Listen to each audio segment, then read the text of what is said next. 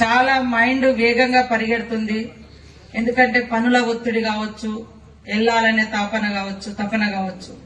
కానీ మన మైండ్ స్పీడ్ను మన చేతిలో ఉన్న బండిని కూడా అదే స్పీడ్గా చేస్తే మన జీవితాలే ఒక్కొక్కసారి కనుమరుగయ్యే పరిస్థితి ఉంటుంది. తలకిందులయ్యే పరిస్థితి ఏర్పడుతుంది. కాబట్టి ఒక సూత్రం కూడా ఉంటుంది ఒక జీవితంలో క్రమశిక్షణకు సంబంధించి. కళ్ళు పోయిన ప్రతి దగ్గరికి మనసు పోకూడదు, మనసు పోయిన దగ్గరికి మనిషి పోకూడదు అని.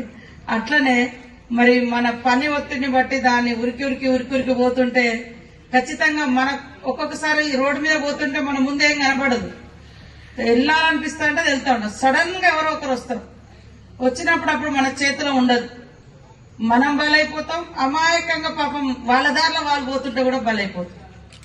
ఈ నాకు ఒక ఉదాహరణ, గతంలో చాలా యాక్సిడెంట్లు జరిగినాయి నాకు కూడా. మేము కూడా అప్పుడు 2009లో ములుగు నుంచి హడావుడిగా హైదరాబాద్ పోతుంటే ఇక్కడ మేము కొంచెం స్పీడ్ గానే ఉన్నాము.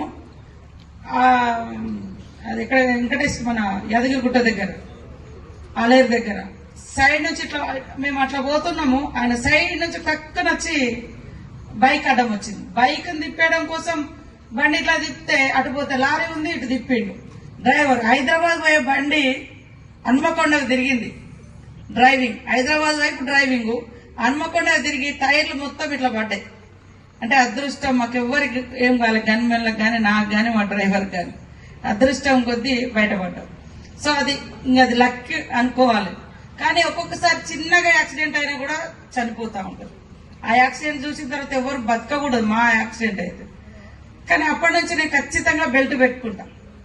బెల్ట్ పెట్టకుండా బండి అసలు ముందుకు నడవనియను, మాక్సిమం బెల్ట్ పెట్టుకుంటా. అట్లనే ఇప్పుడు మా సోదరులందరూ కూడా ఒక్కొక్కసారి మన తప్పు లేకున్నా బలి కావాల్సి వస్తుంటది. ఆ టైంలో కూడా మనల్ని రక్షించేది ఈ హెల్మెట్. దానికి అయ్యే ఖర్చు 1000, 1500, 500 ఉంటుంది. మనం ఒక్కొక్క రోజు మన వాళ్ళు డిన్నరో లేకుంటే పార్టో లేకుంటే రోజు అలవాటు ఉంటే దానికోసం తెచ్చుకుంటాం. ఆ ఎంజాయ్, ఆ ఇంట్లో మీ సుఖం ఉండాలన్నా, మీ కుటుంబ సభ్యులు సంతోషంగా ఉండాలన్నా మీరు సంతోషంగా ఉండాలి. మీరు కష్టపడి సంపాదించుకున్న రూపాయి ఈ అనుకోని యాక్సిడెంట్ లో మీకు ఏదైనా గాయాలై లక్షలు హాస్పిటల్లో పెడితే మీ సంపాదన అంతా హాస్పిటల్కే పోతుంది. దానికి బదులు ఒక హెల్మెట్ కొనుక్కుంటే ఖచ్చితంగా మనకి ఒంట్లో ఎక్కడ తగిలినా జాగ్రత్తగా ఉండగలుగుతాం. తలకు తగిలితే మాత్రం చాలా బతకడం కష్టం ఉంటది. ఒకవేళ బతికించాలన్నా కూడా లక్షల రూపాయలు పోయాల్సి వస్తుంటది. ఒక్కొక్కసారి స్పాట్ లో కూడా